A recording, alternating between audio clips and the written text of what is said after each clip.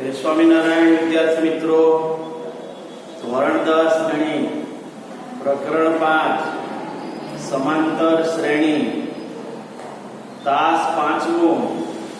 મિત્રો આપણે ઉદાહરણ 15 અને 16 બાકી રાખ્યા હતા, જે આપને યાદ હશે, જે આજના તાસની અંદર લઈશું. આ બંને ઉદાહરણ 15 અને 16 અત્યાર સુધી લીધેલા ઉદાહરણો અને સ્વાધ્યાયના દાખલાઓમાં થોડા ભિન્ન છે. મિત્રો પહેલો દાખલો એટલે કે ઉદાહરણ 15 છે. જો n નું પદ n બરાબર 3 + 2n હોય તો સંખ્યાઓની યાદીના પ્રથમ 24 પદોનો સરવાળો શોધવાનું કહ્યું છે. હવે આ પ્રથમ 24 પદોનો સરવાળો શોધવો હોય તો સરવાળાના સૂત્રમાં તમારે a જોઈએ, d જોઈએ, અને એ આધારે આપણે આગળ વધી શકીએ. તો આપણને આ an બરાબર 3 + 2n છે. an બરાબર 3 + 2n. હવે આપણે n બરાબર 1 લ્યો તો 3 + 2 બરાબર 5. તો મિત્રો n બરાબર 3 + 2n માં n બરાબર 1 લઈએ તો આપણને પદ પહેલું 5 મળ્યું. તો આપણી શ્રેણીનું પહેલું પદ એ 5 મળે તો આપણે સીધું સમાંતર શ્રેણી શબ્દ લખીએ ઉકેલમાં. સમાંતર શ્રેણીનું પહેલું પદ 5 મળ્યું. હવે આપણે એ 2 લઈએ તો 3 + 2 કૌંસમાં 2, 3 + 4 એટલે 7. બીજું પદ મિત્રો 7 મળ્યું. તો વિચારો કે 5 માં શું ઉમેર્યું તો 7 મળ્યું, તો કે 2. તો હવે પછીનું પદ ત્રીજું કોણ આવશે તો ખબર હોવી જોઈએ કે 2 ઉમેરતા 9 મળે. તો આપણે લઈએ a3 બરાબર 3 + 2 * 3, 3 + 6 એટલે 9. તો આ શ્રેણીનું ત્રીજું પદ 9 મળ્યું. આપણે એક ચોથું લઈ લઈએ તો 3 + 2 * 4, 3 + 8 એટલે 11. તો 9 માં 2 દાખલ કરો 11. તો મિત્રો આપણને n નું પદ n + 3 + 2n હોય તો આપણી શ્રેણી જે છે સમાંતર શ્રેણી, આ સમીકરણ આપેલું છે એમાં n બરાબર 1 લ્યો તો 5 આવે, 2 લ્યો તો 7 આવે, 3 લ્યો તો 9 આવે, 4 લ્યો તો 11 આવે. તો આના આધારે એક સમાંતર શ્રેણી આપણને પ્રાપ્ત થઈ. હવે આપણે તારવીએ કે આપણને a5 આપ્યું છે, d a2 - a, આમાં a2 7 છે, a5 છે, d2 આવ્યો. હવે આ સમાંતર શ્રેણીના a5 હોય, ડિફરન્સ 2 હોય એવી શ્રેણીના પ્રથમ 24 પદોનો સરવાળો n બરાબર 24, Sn કેટલું S24 મેળવવાનું છે. S24 આપણે મેળવવાનું છે.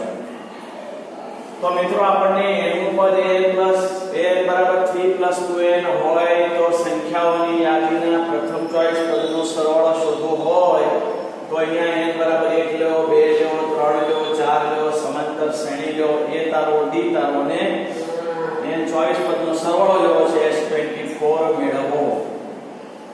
હવે Sn બરાબર n ભાગ્યા 2 કૌંસમાં 2a n - 1 ગુણ્યા d આ સૂત્ર છે.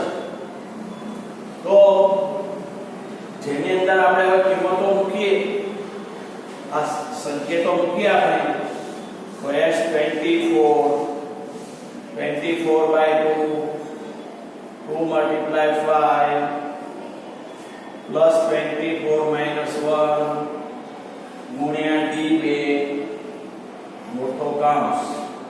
અહીંયા કેટલા વધે 12 નું 24, અહીંયા 10, 24 માંથી 1 જાય તો 23, એને ગુણ્યા 2 એટલે કે 46. હવે 46 માં 10 ઉમેરો એટલે 46 નું 10 56. હવે બે નો ગુણાકાર 56 ગુણ્યા 12 0 6 5 6 દુ 12 1 5 10 1 11 2 7 6 એટલે કે 672 પ્રાપ્ત થયું. તો S24 672 આપણને પ્રાપ્ત થયું. તો મિત્રો આવી રીતનું એક આ 15 નું ઉદાહરણ હતું. હવે તમે જ્યારે બુકની અંદર ચેક કરશો તો તમને વિશેષ સમજણ પડશે. આમ આપણને આગળ આવા 24 પદો હોય કે જે શ્રેણી 5 7 9 11 હોય તેના પ્રથમ ચોઈસ પદનો સરવાળો આપણે જોઈએ છે તો 672 મળે.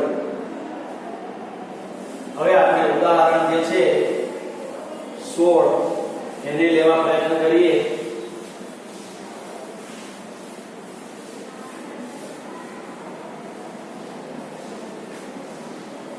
માં લખ્યું છે મિત્રો ટીવી સેટના ઉત્પાદકે ત્રીજા વર્ષે 600 ટીવી અને સાતમા વર્ષે 700 ટીવી બનાવ્યા.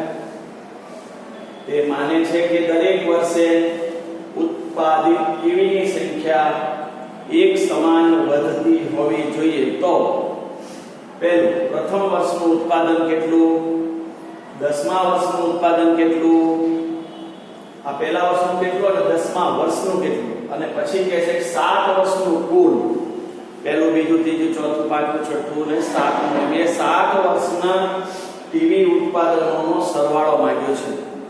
તો આવા પ્રકારનું આ એક્ઝામ્પલ એટલે કે ઉદાહરણ 6 છે. પ્રથમ દ્વિતીય તૃતીય વર્ષે ઉત્પાદિત ટીવીની સંખ્યા એક સમાંતર શ્રેણી બનાવાય કારણ કે માને છે કે દરેક વર્ષે એક સરખું ટીવી ઉત્પાદન વધારવામાં આવી રહ્યું છે. હવે આપણને ત્રીજા વર્ષે જો A3 ત્યારે 600 ટીવી ઉત્પાદન કરે છે અને સાતમા વર્ષે એ 700 ટીવી ઉત્પાદિત કરે છે. હવે તમે જાણો છો ત્રીજું વર્ષ એટલે A + 2D બરાબર 600 થવાનું. અગાઉ મેં તમને સમાંતર શ્રેણીનું વ્યાપક સૂત્ર લખાયું તો યાદ હશે. A3 ત્રીજું પદ એટલે A + 2D 600 છે અને A7 એટલે A + 6D = 700 છે. આ સમીકરણ 2 છે. હવે A નો લોપ કરવા માટે સમીકરણ 1 માંથી 2 બાદ કરતા તમે જો પહેલું લખીએ A + 2D બરાબર 600, A + 7D = 700. આ પહેલું આ બીજું.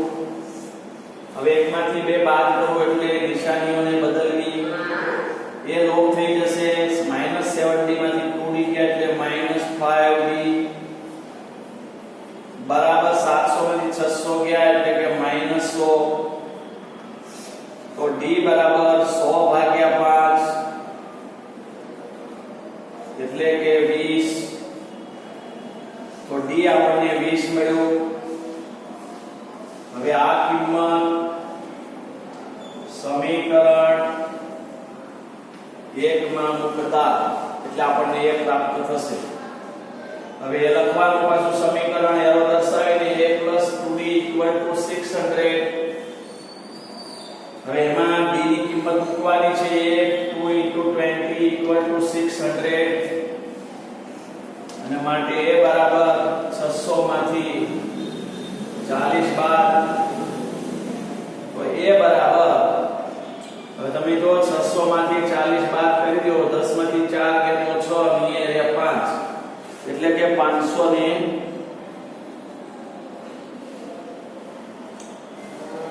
D માં આપણે ભૂલ કરીએ છીએ. અહીંયા મેં ભૂલ કરીશ મિત્રો. જો અહીંયા 7D લેવાઈ ગયું છે, એક્ચ્યુઅલી 6D છે. મેં કીધું આ ભૂલ કેમ આવે છે તો અહીંયા 6D હતું મિત્રો. તો તો અહીંયા કેટલું થાય? 6 માંથી 2 ગયા છે 4d. હવે ચારે ભાગો તો અહીંયા 25 આવશે. હવે અહીંયા 25 લો તો 50 બાદ કરવાના આવશે. 25 તો 50 બાદ કરો એટલે 550 આવશે. આ મિત્રો આપણી પાસે પહેલું પદ એ 550 થયું. હવે તો યાદ રાખો a3 બરાબર 600 છે, a7 700 છે, a3 એટલે a + 2d બરાબર 600, a7 એટલે a + 6d બરાબર 700. એનો લોપ કરવા માટે 1 માંથી 2 બાદ કરો. a પ્લસ માઈનસ ગયા, -6 માંથી 2 -4d, -700 માંથી 600 ગયા -100, d બરાબર 100 ના છેદમાં 4. કારણ કે બંને ઋણ છે એ ધન થશે. d 25. આ કિંમત 1 ની અંદર મૂકો. 25 નું 50 બાદ થયા એટલે 550 આવે. તો a બરાબર 550. એનો અર્થ એવો થયો કે પ્રથમ વર્ષનું ઉત્પાદન 550 ટીવી નું હશે. એટલે આપણને ત્યાં પહેલો જવાબ પ્રાપ્ત થઈ ગયો. હવે પૂછે છે બીજો, એટલે અહીંયા પણ લખી શકો આમ પ્રથમ વર્ષે 550 ટીવી નું ઉત્પાદન થયેલ છે, કરેલું છે. તો આ રીતે આપણને પ્રાપ્ત થાય. આ પ્રકારના દાખલાઓ આપણે અગાઉ ગણેલા છે, છતાં ફરી પાછા ગણ્યા. હવે આપણે બીજું લેવું છે 10મા વર્ષનું પ્રોડક્શન આપણે લેવાનું છે.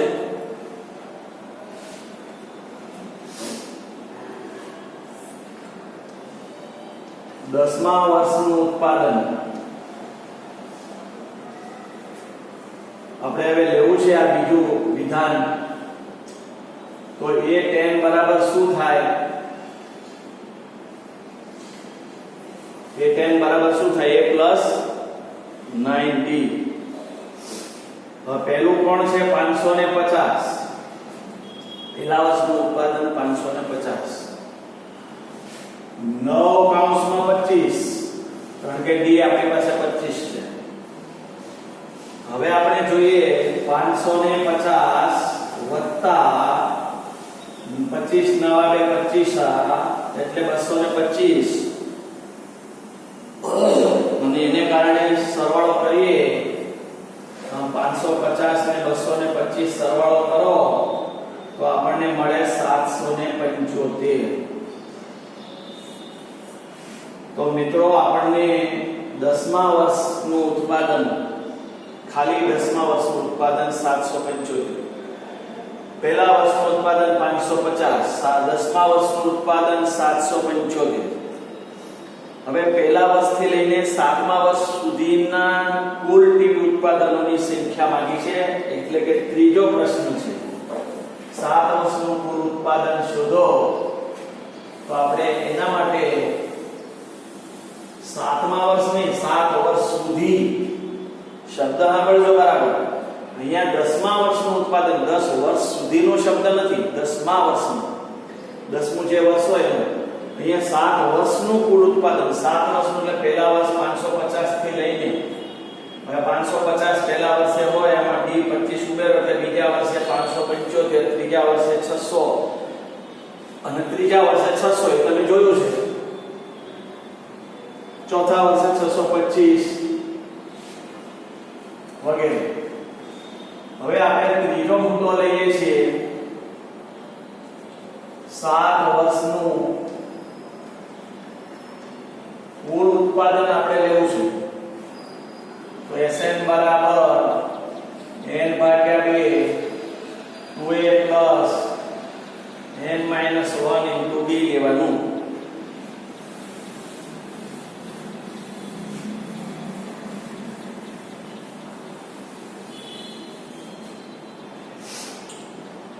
કેટલા વર્ષનું? 7. 7 ભાગ્યા 2, 2 ગુણ્યા 550, 7 ઓછા 1 ગુણ્યા 25, 7/2. હવે તમે જો 550 ગુણ્યા 2 એટલે કે 1100 વત્તા 7 માંથી 1 ગયો 6 25 6 150 એટલે 150. હવે 1100 અને 150 નો સરવાળો 7/2 ગુણ્યા 1100 માં 150 ઉમેરો એટલે 1250 એને 2 વડે ભાગો એટલે 625. 7 ગુણ્યા 625 એને ગુણ્યા 7 5 3 એટલે કે 43 75. તો આમ S7 7 વર્ષ સુધી ના ટીવી ઉત્પાદનોની સંખ્યા કેટલી થઈ? 43 75. તો આ રીતે મિત્રો ટીવી સેટના ઉત્પાદકે ત્રીજા વર્ષે 600, સાતમા વર્ષે 700 ટીવી બનાવ્યા. તે માને છે કે દર વર્ષે ઉત્પાદિત ટીવીની સંખ્યા એક સમાન વધતી હોય. તો પ્રથમ વર્ષનું ઉત્પાદન કેટલું એવું? 550. 10મા વર્ષનું કેટલું એવું? 775. અને આવા કુલ 7 વર્ષનો સરવાળો ટીવીઓની 43 75 પ્રાપ્ત થયું.